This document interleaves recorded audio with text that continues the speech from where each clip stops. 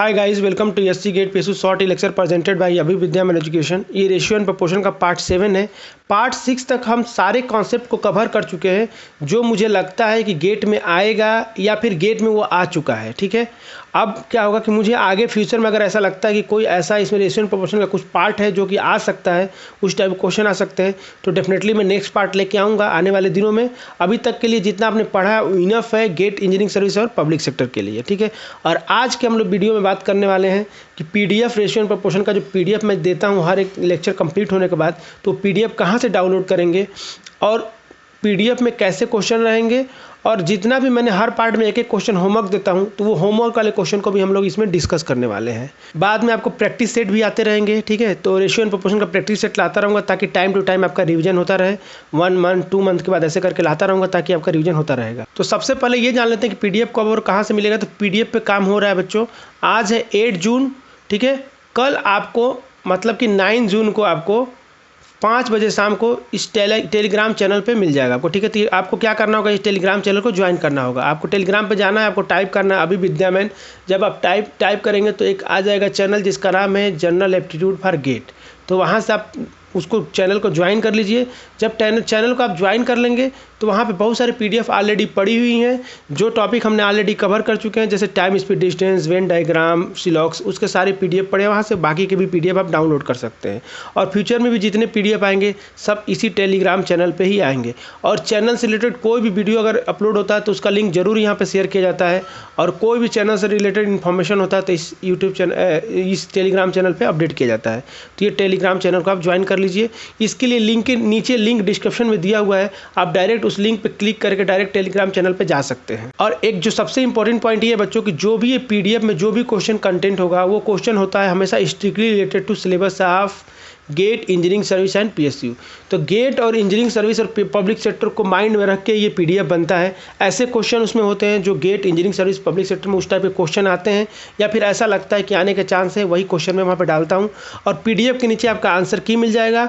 और उस पीडीएफ में जो क्वेश्चन हम लोग क्लास में डिस्कस कर चुके हैं उसका यूट्यूब का यूआरएल लिंक नीचे मिल जाएगा आपको। अगर उस क्वेश्चन को आप सॉल्व कर रहे हो, बाई चांस मान लो क्वेश्चन आपसे नहीं बन पा रहा है, कुछ डाउट हो रहा है कॉन्सेप्ट में, तो डायरेक्ट नीचे दिए हुए लिंक पे आप क्लिक करेंगे तो यूट्यूब के यूआरएल पर दिया रहता है जो यूट्यूब पे आपके लेके चला जाएगा उस वीडियो पे। तो डायरेक्ट उस क्वेश्चन का वीडियो सॉल्यूशन भी आप देख सकते हैं। ठीक है, तो पीडीएफ का फीचर है, जब आप डाउनलोड करेंगे तो अपने आप आपको समझ में आ जाएगा। तो ये क्वेश्चन नंबर 1 है जो होमवर्क था, ये क्वेश्चन नंबर 1 है, इसको पहले देखते हैं। तो सबसे पहले home quarantine work question number 1 देखते हैं। इसमें क्या लिखा है, the sum of age of father and his son is 100 year. ठीक है, फादर एंड सन का एज का सम दिया हुआ है, फादर एंड सन का एज का सम दिया 100 ईयर। ठीक है भाई, 9 का मतलब ये बच्चों कि प्रेजेंट की बात कर रहा है, ये प्रेजेंट की बात कर रहा है, ये ध्यान रखेंगे। प्रेजेंट में फादर और सन का एज का सम कितना 100 है। 5 year ago there age was का रेशियो दिया है 2:1। तो 5 साल पहले इनका एज का रेशियो दिया हुआ है। तो मान लो हम लोग डायग्राम बनाते हैं, अगर ट्री डायग्राम, तो प्रेजेंट ये हो गया। प्रेजेंट में इनका कुछ दिया नहीं है, ठीक है, बस एज का सम दिया हुआ है। और 5 साल पहले मतलब ये 5 साल पहले की बात कर रहा है। तो 5 साल पहले में कितना दिया हुआ है इनका रेशियो, फादर एंड सन का रेशियो दिया हुआ है 2:1। The ratio of age of father and son after 10 year. 10 year के बाद पूछा है आपसे, मतलब यहाँ से 10 साल बाद आपसे पूछा गया कि इनका एज का रेशियो क्या हो जाएगा। तो बच्चों देखो, जो हम लोग कॉन्सेप्ट समझे हैं रेशियो का, उसमें एक रेशियो से दूसरे रेशियो दिया, 2 रेशियो दिया रहता तभी उसको हम उस कॉन्सेप्ट को अप्लाई करते थे। तो ज़रूरी नहीं है वहाँ पे 2 रेशियो दे, उस रेशियो के जगह पे क्या दे दिया, यहाँ पे सम दे दिया है। तब ऐसा नहीं कि आप वही सोचो कि सर उसी ने मेथड बताया तो वही मेथड बताया तो उसी मेथड से सॉल्व करना है। अपना कॉमन सेंस लगाना है बच्चों। तो अगर मान लो कि मैं ऐसा मानूँ, सपोज करो कि ये 5 साल पहले का दिया हुआ है रेशियो, तो हम यहाँ पर मान सकते थे कि फादर का एज 2x रहा होगा तो सन का कितना रहा होगा, x रहा होगा। अब प्रेजेंट की बात करें तो प्रेजेंट में हम ये मान सकते हैं कि सन का एज क्या हो जाएगा, फादर का एज क्या हो जाएगा। तो 5 साल पहले 2x था, तो 5 साल बाद प्रेजेंट में 5 ईयर ऐड हो जाएगा। सिमिलरली सन में क्या हो जाएगा, 5 ईयर ऐड हो जाएगा। तो ये फादर सन का एज आ गया। अब इन दोनों का सम प्रेजेंट में दिया 100, तो प्लस 100 कर दो, प्लस कर दो दोनों को। इन दोनों को सम करोगे तो कितना आना चाहिए, 100 आना चाहिए। तो 100 के बराबर कर दिए।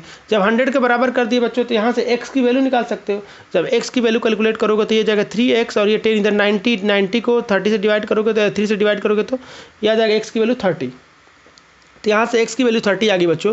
जब x की वैल्यू 30 आ गई तो इसकी प्रेजेंट की एज निकाल सकते हैं कि नहीं। तो प्रेजेंट की एज x की वैल्यू 30 आने से मतलब इसकी प्रेजेंट की एज कितनी हो जाएगी 2x + 5, मतलब 2x मतलब कितना हो जाएगा 30 × 2 60 65 हो जाएगा प्रेजेंट का एज फादर का, और सन का एज कितना हो जाएगा 35। ये प्रेजेंट का एज हमको पता चल गया।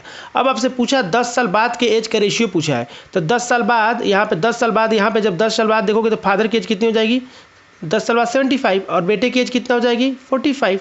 अब इन दोनों का रेशियो आपसे पूछा है, तो फादर एंड सन का रेशियो पूछा है, तो आपको 75 को 45 से डिवाइड करना है। तो करोगे तो कितना हो जाएगा, इसको डिवाइड करोगे तो आपको दिख रहा होगा कि ये 29 से 5 से जाएगा तो 5 से जाएगा तो 15 टाइम्स जाएगा, और ये कितना जाएगा 9 टाइम्स जाएगा। फिर 3 से जाएगा तो 5 और 3, तो 5:3 रेशियो आएगा।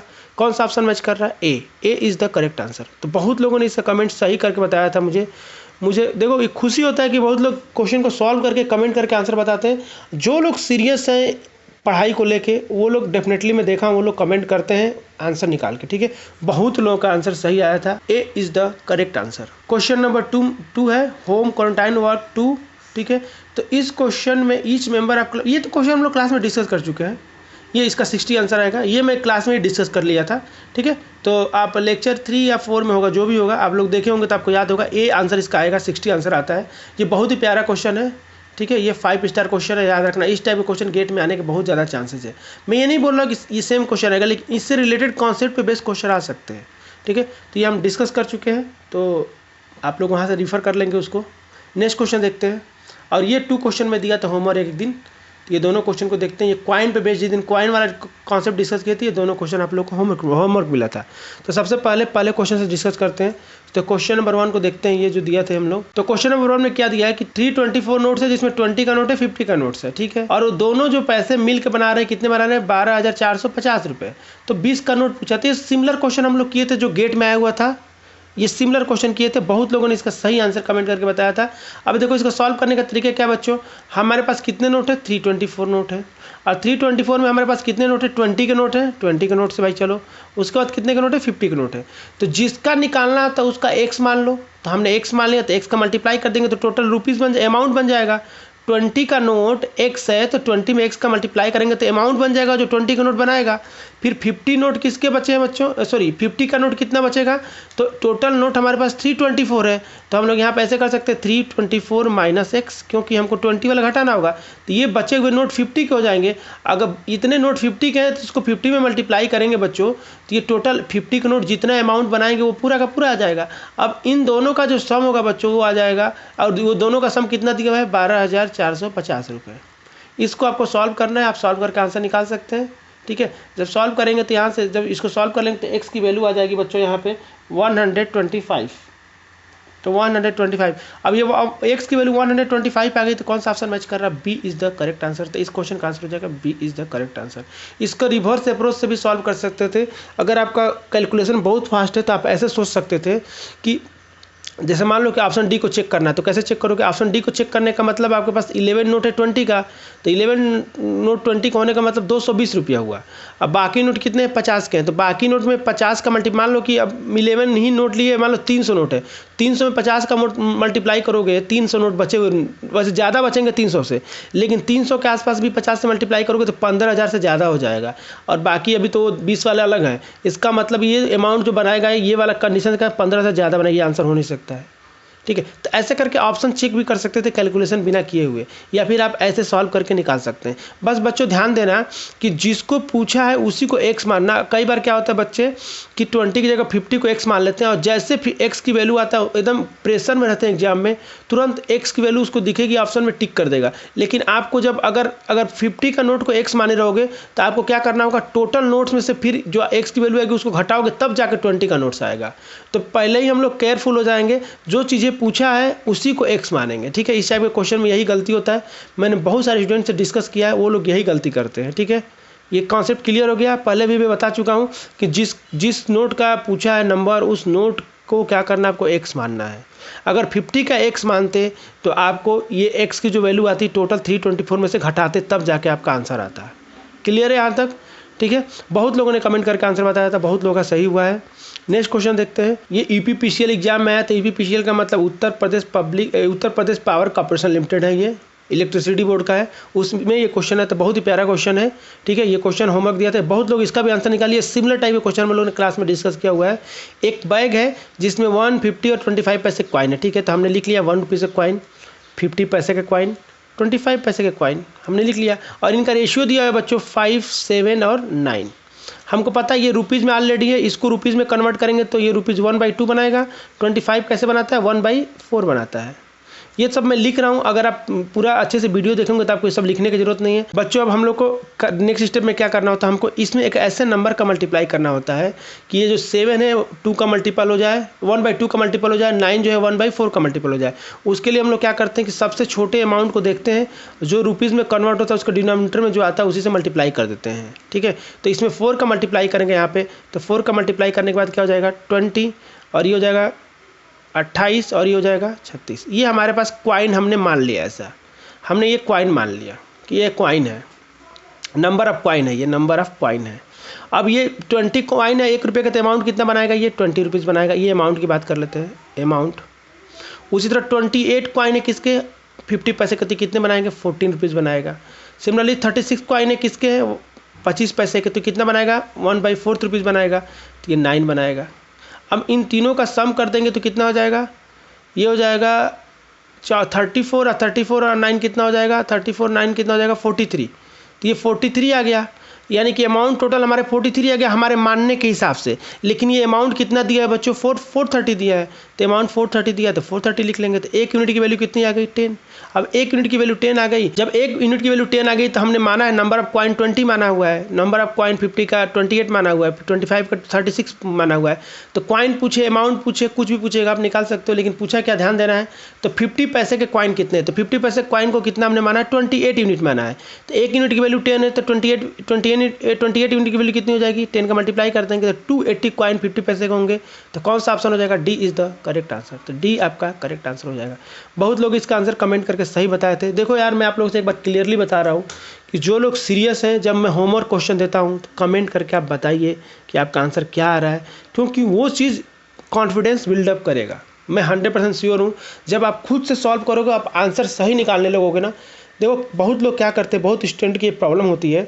मैं बहुत सारे स्टूडेंट को मैंने पढ़ाया है, तो मैंने देखा है बहुत सारे स्टूडेंट क्या करेंगे ना, जब आप क्लास में पढ़ाओगे तो पढ़ते रहेंगे, उनको बहुत अच्छा आता भी है और उनका माइंड भी बहुत शार्प होता है, सारे क्वेश्चन इजीली सॉल्व भी कर लेते हैं, लेकिन वो कभी घर पे बैठ के सोचते नहीं हैं। तो उनसे ऐसा हो सकता है कि जब एग्ज़ाम देने जाएं तो वहाँ पे उतना उनका कॉन्फिडेंस ना हो जितना कि घर पे बनाने के बाद उनका कॉन्फिडेंस बिल्डअप हुआ हो। तो आपको कॉन्फिडेंस इतना बनाना है कि आपको ऐसा जब एग्ज़ाम देने जाओ तो आपको ऐसा लगे कि आप एप्टीट्यूड के सारे क्वेश्चन सॉल्व कर ही लोगे। क्लियर है। तो ये चीज़, ये कॉन्सेप्ट कैसे बिल्डअप, आपका ये कॉन्फिडेंस कैसे बिल्डअप होगा, उसके लिए आपको प्रैक्टिस करना ही पड़ेगा। मैं बहुत जल्दी एक वीडियो बनाने वाला हूँ कि एप्टीट्यूड के क्वेश्चन को कैसे डील करना है, एक अलग से सेपरेट वीडियो, कैसे सिलेबस को पढ़ना है और क्या क्या सिलेबस है और कैसे कैसे पढ़ेंगे तो हम फुल मार्क्स स्कोर कर सकते हैं। क्योंकि देखो फुल मार्क्स स्कोर करना बहुत मतलब आसान है। इसमें मैंने खुद ही 7 टाइम या 8 टाइम, मेरे को याद नहीं, 7 या 8 टाइम फुल मार्क्स स्कोर किया हूँ मैं। तो आप भी स्कोर कर सकते हैं बहुत ही ईजिली। अगर आप लोग को ये वीडियो अच्छा लग रहा है, सीरीज अच्छा लग रहा है, तो लाइक करें, कमेंट करें, ठीक है। और हो सके तो दूसरों को रिकमेंड करें। रिकमेंड करेंगे, ज़्यादा से ज़्यादा लोग जुड़ेंगे तो आप ही लोग का फ़ायदा होगा। मैं पहले भी बता चुका हूँ, आज भी बता रहा हूँ कि ज़्यादा से ज़्यादा लोग जुड़ेंगे तो मैं डिजिटल बोर्ड ला दूंगा, लाइव क्लासेस होने लगेंगी। और मैं एप्टीट्यूड ही नहीं, मैथ भी मैं पढ़ाता हूँ, तो मैथ भी मैं इतने ही आसान तरीके से पढ़ा सकता हूँ जितने एप्टीट्यूड पढ़ा रहा हूँ। जब आप लोग ज़्यादा से ज़्यादा लोग को जोड़ेंगे, जब ज़्यादा से ज़्यादा लोग इस यूट्यूब चैनल से जुड़ जाएंगे तो डेफिनेटली मैं डिजिटल बोर्ड ला दूंगा और लाइव क्लासेस होने लगेंगी। लाइव क्लास का मज़ा ही अलग होता है। आप उसमें क्वेश्चन को मैं दूंगा, हम क्वेश्चन क्लास में दूंगा, तो आप कमेंट करके बता सकते हो। कोई दिक्कत आ रहा है, कोई कैलकुलेशन में मिस्टेक है, तो आप इजीली आप वहाँ पे पूछ सकते हो। और आप अभी तक हमसे फेसबुक पेज पे नहीं जुड़े हैं तो फेसबुक पेज पे जुड़ जाइए। यहाँ पे डेली एक क्वेश्चन अपडेट होता है, इस फेसबुक पेज को फॉलो कर लीजिए। यहाँ पे डेली मैं एक क्वेश्चन डालता हूँ। ये क्वेश्चन बहुत इंपॉर्टेंट होते हैं पब्लिक सेक्टर के लिए और गेट इंजीनियरिंग सबके लिए इंपॉर्टेंट होते हैं। तो अगर ये पेज को फॉलो करते हैं तो आपका क्या होगा, डेली डेली एक एक क्वेश्चन का प्रैक्टिस होता चला जाएगा। और PDF के लिए टेलीग्राम चैनल ज्वाइन करना है, मैं आपको बोल चुका हूँ। और अगर आप फेसबुक नहीं चलाते हैं तो इंस्टाग्राम पे फॉलो कर लीजिए। इंस्टाग्राम पे फॉलो कर लेंगे तो वहाँ पे भी सेम क्वेश्चन पोस्ट होता है। अगर आपको कोई क्लास के रिगार्डिंग डाउट है या फिर कुछ भी डाउट है तो मुझे इंस्टाग्राम पे इस ID पे मैसेज कर सकते हैं, या फिर फेसबुक पेज पे भी डायरेक्ट आप मैसेज कर सकते हैं। कुछ भी डाउट हो, क्वेश्चन से रिलेटेड डाउट हो या फिर कि कौन सा टॉपिक कब होगा, तो डेफिनेटली मैं जब भी मुझे टाइम मिलेगा मैं रिप्लाई करूँगा। तो आप फेसबुक और इंस्टाग्राम पे फॉलो कर लीजिए और टेलीग्राम को चैनल को ज्वाइन करना नहीं भूलेंगे। ये सब करना बहुत आसान है, उसके लिए नीचे लिंक डिस्क्रिप्शन में दिया हुआ है, आप डायरेक्ट 1 क्लिक में ज्वाइन कर सकते हैं सारी चीज़ों को।